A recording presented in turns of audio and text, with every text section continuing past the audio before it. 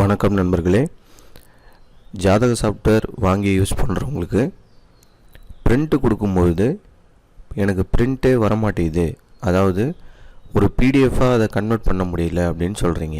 ஏன்னா பிடிஎஃபாக கன்வெர்ட் பண்ணுறவங்க அதை வாட்ஸ்அப்பில் சென்ட் பண்ணுறதுக்காக தான் நீங்கள் அந்த ஆப்ஷன் கேட்குறீங்க. பட் ஆனால் நீங்கள் பிரிண்ட்டு கொடுக்கும்போது சாஃப்ட்வேர்லேருந்து பிரிண்ட் ஆப்ஷன் வராததுக்கு காரணம் என்ன அப்படின்றது தான் இந்த வீடியோவில் நம்ம பார்க்க போகிறோம். இப்போது சாஃப்ட்வேர் நான் ஓப்பன் பண்ணி தான் வச்சுருக்கேன். ஸோ இங்கே வந்து பார்த்திங்கன்னா நம்ம ஆனா பெண்ணா எல்லாமே ஆஸ் யூஷுவல் எல்லாமே செலக்ட் பண்ணிவிட்டு பிறப்பு இடம் தேர்வு செய்ய அப்படின்ற இடத்துல போய்ட்டு கிளிக் பண்ணுறீங்க. கிளிக் பண்ணிவிட்டு செலக்ட் பிளேஸ் கொடுக்குறேன். கொடுத்துட்டு இந்த ஆய்வு தலைப்புன்றது நீங்கள் எது வேணால் செலக்ட் பண்ணிக்கலாம். ஸோ திருமணமாக, கல்வியா, வேலையா அப்படின்றத எது வேணால் செலக்ட் பண்ணிவிட்டு இங்கே வந்து பார்த்திங்கன்னா 1ஆம் பக்கம் பார்க்க அப்படின்றத நான் கொடுக்குறேன். கொடுத்ததும் நிறைய பேருக்கு பார்த்தீங்கன்னா ஜாதகம் ஜென்ரேட் ஆகலன்னு நினைக்கிறீங்க. அப்படி கிடையாது. இங்கே பாட்டமில் சாஃப்ட்வேர் ஓப்பன் ஆகிருக்கிற ஐக்கான் மேலே வச்சு கிளிக் பண்ணிங்கனாலே தெரியும், சைடில் ஓப்பன் ஆகும். இப்போ இந்த இடத்துல மேலே வந்து பார்த்திங்கன்னா டாப்பில் பிரிண்ட்டு செயின் இருக்கும். இப்போ நான் பிரிண்ட்டு செயின் கொடுத்ததும் எனக்கு வந்து பிரிண்ட் ஆகலை, உடனே க்ளோஸ் ஆகுது இல்லையா? இதுதான் இப்போ நிறைய பேருக்குள்ள பெரிய டவுட்டு. இது எதனால் எப்படி ஆகுதுன்னு பார்த்தீங்கன்னா, இந்த சாஃப்ட்வேரை பொறுத்த வரைக்கும் உங்கள் பிரிண்டரில் வந்து நீங்கள் எந்த பிரிண்டரை டிஃபால்ட்டாக வச்சுருக்கீங்களோ அந்த டிஃபால்ட் பிரிண்டர்லேருந்து தான் பிரிண்டிங் போகும். ஸோ இப்போ நான் அந்த ஆப்ஷன் எப்படி போகிறேன்னு பாருங்கள். இப்போது உங்கள் சிஸ்டத்தில் கண்ட்ரோல் பேனல் ஓப்பன் பண்ணுறீங்க. இங்கே பாருங்கள், CON டைப் பண்ணதும் எனக்கு கண்ட்ரோல் பேனல் ஓப்பன் ஆகும். இப்போ கண்ட்ரோல் பேனல் ஓப்பன் கொடுக்குறீங்க. ஸோ ஓப்பன் ஆனதும் இதில் வந்து பார்த்திங்கன்னா ஹார்ட்வேர் அண்டு சவுண்டுன்னு ஒரு இடம் இருக்குது பாருங்கள். அதுக்கு கீழே வியூ டிவைசஸ் அண்டு பிரிண்டர்ஸ் அப்படின்னு ஒரு ஆப்ஷன் இருக்கும். இங்கே பார்த்தீங்கன்னா தெரியும். ஸோ நிறைய பேர் வந்து இந்த ஹெட்டிங்கை மட்டும் தான் பார்க்குறீங்க, அதுக்கு உள்ளே வரக்கூடிய அந்த ஸ்மால் டைட்டில்ஸை பார்க்க மாட்டீங்க. ஸோ இப்போ இதில் வியூ டிவைசஸ் அண்டு பிரிண்டர்ஸ் இந்த ஆப்ஷன் நீங்கள் கிளிக் பண்ணதும் உங்களுக்கு உங்கள் சிஸ்டத்தில் கனெக்ட் ஆகிருக்கக்கூடிய எல்லா ஆப்ஷனும் இங்கே காட்டும். டிவைசஸ் எல்லாமே இங்கே காட்டும். இதில் நீங்கள் எது உள்ளே போகணுன்னு பார்த்தீங்கன்னா பிரிண்டர்ஸ் அண்டு ஸ்கேனர்ஸ் உள்ளே போகணும்.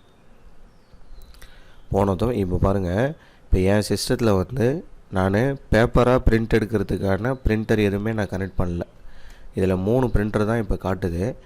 இப்போது இதில் பாருங்கள், இந்த இடத்துல டிஃபால்ட்டுன்னு பாருங்கள். இந்த டிஃபால்ட்டுன்ற இடத்துல எந்த பிரிண்டர் இருக்குது பாருங்கள், எனிடெஸ்க் பிரிண்டர் அப்படின்ற இந்த பிரிண்டர் தான் செலக்ட் ஆகிருக்கு. ஓகேவா?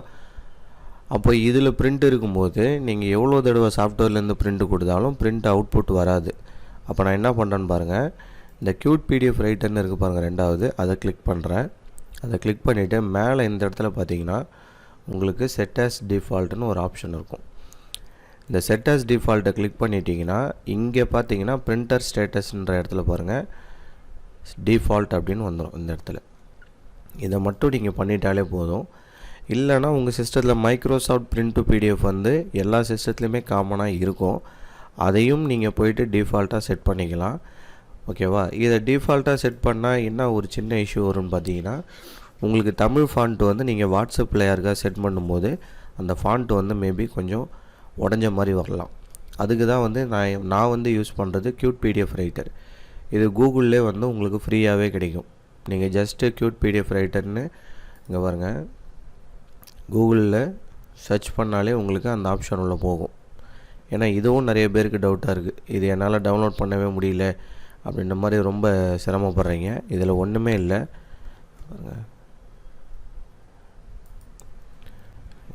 CUTE cute. ஓகேவா?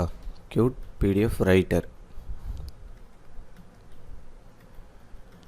ரைட்டர்னு கொடுத்துட்டு ஜஸ்ட்டு நீங்கள் என்ட்ரு அடிச்சிங்கன்னா போதும்.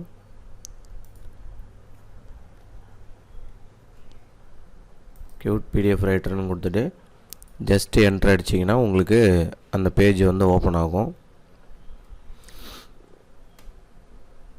இப்போ பார்த்தீங்கன்னா இதான் வந்து மெயின் பேஜ். இதற்கு பாருங்க, ப்ராடக்ட் க்யூட் பிடிஎஃப் ரைட்டர்னு இருக்குல்ல, அதில் கிளிக் பண்ணிங்கனாலே உங்களுக்கு அந்த லிங்க் உள்ளே போயிடும். ஸோ இதெல்லாம் வந்து ஒரு அடிப்படையான விஷயங்கள் இது. ஏன்னா ஒரு பிடிஎஃபாக அவுட்புட் எடுக்கிறதுக்கு உங்களுக்கு இந்த ரைட்டர் வந்து நீங்கள் உங்கள் சிஸ்டத்தில் இன்ஸ்டால் பண்ணியிருக்கணும். இப்போ இந்த இடத்துல பார்த்தீங்கன்னா ஃப்ரீ டவுன்லோடுன்னு இருக்கும். ஓகேவா? இந்த ஃப்ரீ டவுன்லோடுன்ற இடத்துல கிளிக் பண்ணிங்கனாலே உங்கள் சிஸ்டத்தில் வந்து ஆட்டோமேட்டிக்காகவே வந்து இந்த ரைட்டர் வந்து டவுன்லோட் ஆகிடும். நல்லா கவனிக்கணும், டவுன்லோட் தான் ஆகும். டவுன்லோட் ஆன ஃபைலை நீங்கள் இன்ஸ்டால் பண்ணணும். ஏன்னா நான் அந்த ஸ்டெப்பு நீங்கள் சொல்லவே இல்லை சார், நான் டவுன்லோட் மட்டும் தான் பண்ணேன் அப்படின்னு சொல்லிடாதீங்க. ஸோ டவுன்லோட் பண்ணுறதோடு இல்லாமல் அதை இன்ஸ்டாலும் நீங்கள் கண்டிப்பாக பண்ணணும். ஸோ அப்போ நீங்கள் வந்து டபுள் கிளிக் பண்ணும்போது உங்களுக்கு வந்து ரன் ஆப்ஷன் வரும். ரன் கொடுத்துட்டு இன்ஸ்டால் கொடுத்தீங்கன்னா உங்களுக்கு கம்ப்ளீட்டாக வந்து இன்ஸ்டால் ஆகிடும். ஸோ இது இன்ஸ்டால் ஆகிற வரைக்கும் உங்கள் சிஸ்டத்தில் நெட்டு வந்து இருந்தால் போதும். நீங்கள் இன்ஸ்டால் பண்ணி முடித்ததுக்கப்புறம் உங்களுக்கு நெட்டு தேவைப்படாது. ஸோ இதெல்லாம் வந்து நீங்கள் கவனிக்க வேண்டிய விஷயங்கள். ஸோ க்யூட் பிடிஎஃப் ரைட்டர்லேருந்து நீங்கள் அவுட்புட் எடுத்திங்கன்னா உங்களுக்கு ஃபாண்ட் வந்து உடையாமல் வந்து கன்வெர்ட் ஆகும். ஓகேங்களா?